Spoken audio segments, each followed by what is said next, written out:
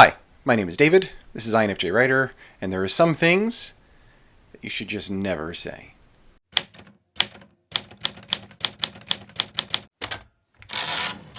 You've heard the phrase, some things better left unsaid.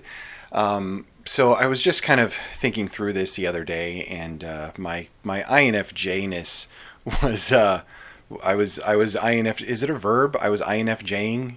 It can kind of be. Like, I was INFJing particularly hard the other day. And just something popped into my mind for a topic for this video, and I thought it'd be sort of a fun thing to discuss. And these are, if you're an INFJ, these are things that you'll never want to hear. And if you are friends with an INFJ, or if you are in a relationship with an INFJ, congratulations, and I'm sorry. These are things that you really want to avoid saying or doing to your poor little INFJ that is in your care, unless you want your INFJ to be in his own pit of despair. See what I did there? For just days on end. Without further ado, 3 things that you should never, ever say to an INFJ. Thing number 1, fine, stay home, I'll go alone. See, especially in text, INFJs, I think we have a difficult time communicating through text only because we can't read the emotion of the person on the other end. So, what could be fine, stay home, I'll go alone, could be a perfectly normal response to somebody who, that could be something that somebody who thinks logically would say.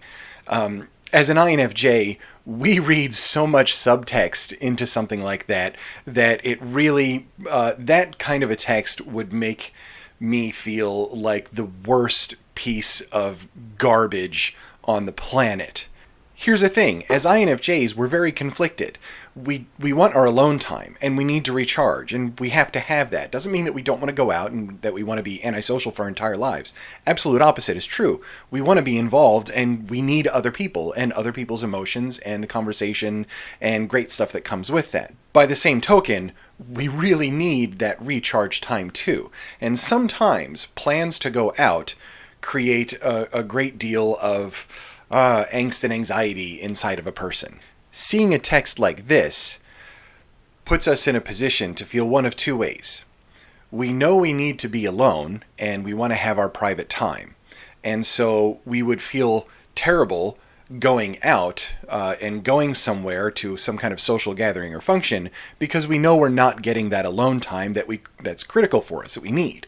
On the flip hand, or the other side, or whatever, so something like this makes us feel really terrible, and to have it said that way and read that way, particularly on a text, makes it that much worse, because now we feel like you're berating us for being who we are, and we're a very conflicted type of person. We want to be home, we know we need that, but we also don't want to disappoint anybody by saying that we don't want to go out, but we also don't want to be around the crowd that's there when we go out, but we know if we stay home, everybody at the crowd is going to be judging us, etc., etc., etc., and it just gets really terrible for us. So please don't ever do that to us. Please. Second, on my impromptu texting list is this phrase: oversensitive much? Or anything that makes it seem like we're oversensitive or that points out the fact that we're oversensitive. If you're with an INFJ and you suspect that they are being oversensitive, you're right. We are oversensitive. We're really oversensitive. We feel everything so strongly. Everything that's some other person's emotion just kind of hits us in the face, sort of like a brick out of nowhere. So yes, we're very sensitive, but oversensitive has that. It's just a mean-spirited kind of comment. Like, you're just taking this too seriously. You're being oversensitive. It's that kind of thing where it's like, don't yell at me for who I am. And don't yell at me for being the person that is just very empathic and involved in other people's emotions and feels them very strongly. We are not oversensitive. We're just highly sensitive. And there is a big difference. Oversensitive is that dramatic reaction to something. There was no tacos at Taco Bell. Oh my God, I can't. How can I go on? Why is life so hard? All that kind of nonsense. But being hypersensitive or highly sensitive to other people and emotions and everything else, it's what we are. Honestly, I think when you're dealing with somebody that is constantly saying that you're oversensitive or too sensitive about something, or, et cetera, those kinds of words, I always have a suspicion that that person is starting to get borderline narcissist on me. I don't know, just a hunch, but when you're constantly telling somebody that they're being oversensitive about something, you're trying to manipulate their behavior to do something else, and that's not exactly a healthy thing to be involved with. Number 3 on my list of things to never text or say to an INFJ is this one. Oh wait, I just got a text. Hold on. Can you call me tomorrow? We need to talk. Well, about what? But call you tomorrow? That kind of a text is going to destroy me for 24 hours. This actually happens to me quite a bit, and I hate it, and I'm sure if you're an INFJ, this has happened to you too.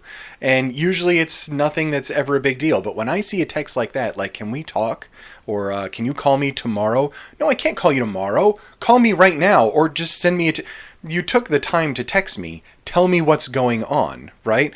Because usually it's something really innocuous, like pick up milk on your way home, or something along those lines. But in my brain, when I see can we talk and can we talk tomorrow, for the next 24 hours, my head is consumed with the absolute worst possibilities for that conversation that could ever exist.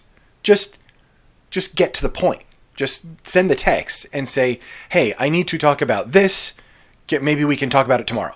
And that's fine. I need to know at least what it's about, so I'm not going off on my insane tangents and I'm not INFJing so hard about all of these different things that are happening in my head. I guarantee you, whatever it is that you need to talk about, like, I don't know, I accidentally murdered 4 people and I need you to help me bury them in my basement or whatever. What I am thinking in my head when you give me 0 details is far worse than anything reality could possibly dream up. And that's just part of being an imaginative dreamer like an INFJ is. So anyway, I hope that these are just some lessons to you. If you're working with or talking to or in a relationship with an INFJ, please don't do anything like this to them. It's a fast track to destroy us, and eventually you're probably just going to get a door slam anyway. If you are an INFJ, understand that not everybody is out to get you, and not everybody really understands what you need. And so be free to communicate that. Listen, I need some alone time, and I need to make that happen. And okay, I'll go to your social function, but I need everybody to leave me alone for the next 3 weeks, or whatever. I hope you liked the video, and thank you for stopping by and watching. Remember to subscribe and hit the bell and all that kind of stuff. Lots of changes coming soon. I will detail that stuff at another time. I just wanted to say thank you. I'm not going anywhere. This channel is going to stay here, and videos are going to keep coming out. So much appreciated, and hope to see you soon. Bye.